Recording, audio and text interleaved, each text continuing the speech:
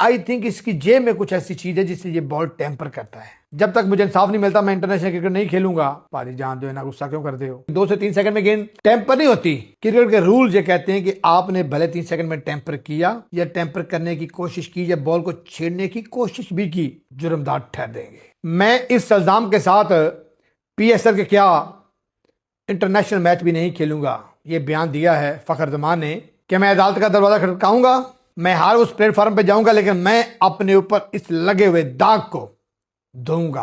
Otherwise मुझे cricket नहीं खेलनी, मुझे इस बेशर्मी की, इस नादामी की क्रिकेट नहीं खेलनी।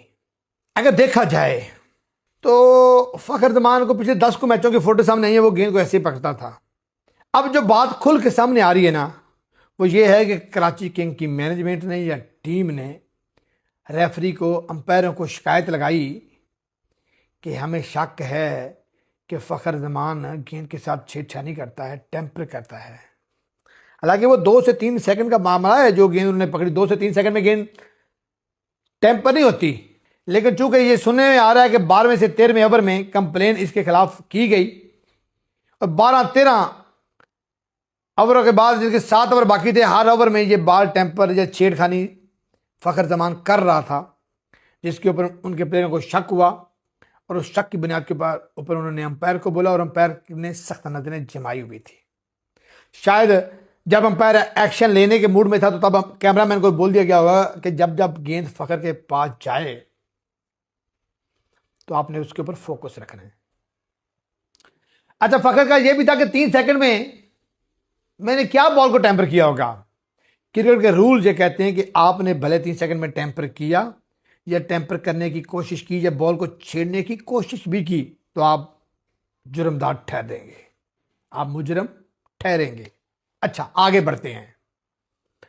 अब फखर जमान ने अपील की, अपील उनकी फौरी रिजेक्ट हो गई।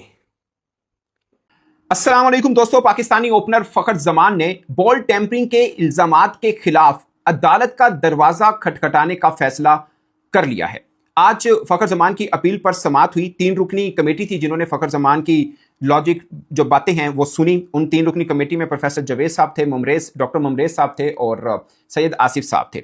और फखर जमान, उनके मैनेजर समरीन राणा साहब थे और कप्तान शहीन शाफरीदी। ये तीन लोग जो हैं कमेटी के सामने पेश हुए।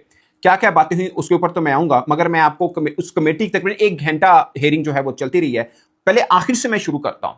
आखिर में आकर फखर जमान ने कहा कि मैं इस बोझ के साथ, कि ये जो इल्जाम उन पर लगा, इस बोझ के साथ वो इंटरनेशनल क्रिकेट हरगिज नहीं खेलेंगे। इसके लिए उन्हें अदालत भी जाना पड़ा तो वो अदालत भी जाएंगे, मगर इंटरनेशनल क्रिकेट इस दाग को धोए बगैर वो नहीं खेलेंगे। यानी सीधा मतलब ये है कि ये इल्जाम उन पर लगा तो वो इंटरनेशनल क्रिकेट भी नहीं खेलेंगे, इससे अच्छा कि वो रिटायरमेंट ले लेंगे। ये उन्होंने कमेटी के सामने भी बात की। अब आते हैं उस मुद्दे के ऊपर कि आज जो हियरिंग हुई उसके ऊपर क्या हुआ। 1 घंटा जो हियरिंग है वो जारी रही और उस हियरिंग में एक रुकन ने, जो 3 कमेटी के रुकन हैं, उन्होंने पूछा कि फखर जमान के खिलाफ सबूत क्या है। तो बताया गया कि ये जो 2.5-3 सेकंड का क्लिप है यही उनके खिलाफ सबूत है। तो उन्होंने कहा, ये जो अपील सुनने वाली कमेटी है उनके एक रुकन ने कहा कि यार ये सबूत तो कंक्रीट एविडेंस नहीं है कि जो उनके ऊपर इल्जाम का लगाया, गिल्टी करार दे दिया कि वो बॉल टेम्परिंग उन्होंने की और आपने 2 मैच का बैन भी रेफरी ने इन पर लगाया, लेकिन ये कंक्रीट एविडेंस तो नहीं है। फिर जो समीन राणा साहब, शहीन अफरीदी और फखर जमान, इन तीनों ने उस कमेटी को बताया कि एक्चुअली में दुनिया भर में जब बॉल टेम्परिंग के इल्जामात लगते हैं तो एविडेंस क्या होता है। एग्जाम्पल के तौर पर ये डेविड वार्नर, स्टीव स्मिथ और बैंक्रॉफ्ट, जो इनके ऊपर एलिगेशन लगा था और बाद में प्रूफ भी हुआ, वो जो वीडियो एविडेंस था वो भी दिखाया। अस्सलाम वालेकुम जी, कैसे हैं आप लोग? सब ठीक ठाक है। आज के मैच के ऊपर बात करते हैं। कोयटा की टीम जो है वो बहुत बुरी क्रिकेट खेल रही है, बहुत बुरी परफॉर्मेंसेज हो रही हैं।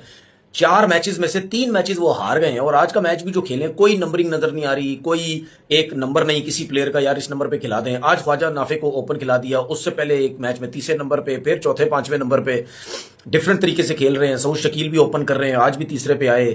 तो मतलब रायली रूसो को खिलाया। रायली रूसो 8-10 साल से खेली उन्होंने, वो मुझे लगता है वो रह गए हैं, उनकी वो परफॉर्मेंसेज नहीं रही हैं। तो अब मेरे ख्याल में कोयटा ग्लैडिएटर को सोचना है कि भाई ये जो पुराने जमाने से जो 8-8, 10-10 साल से खेल रहे हैं अब इनको छोड़ें, इन्हीं को थोड़ी लेके चलना है। और फ्रेंचाइजीज ने और अपने मेन प्लेयर्स भी तो छोड़े हैं ना, अब नए लड़कों पे आते हैं, नए ओवरसीज लेते हैं, जो करंट प्लेयर्स हैं, लोकल प्लेयर्स भी अपने ऐसे लो जो परफॉर्मेंस दे रहे हैं।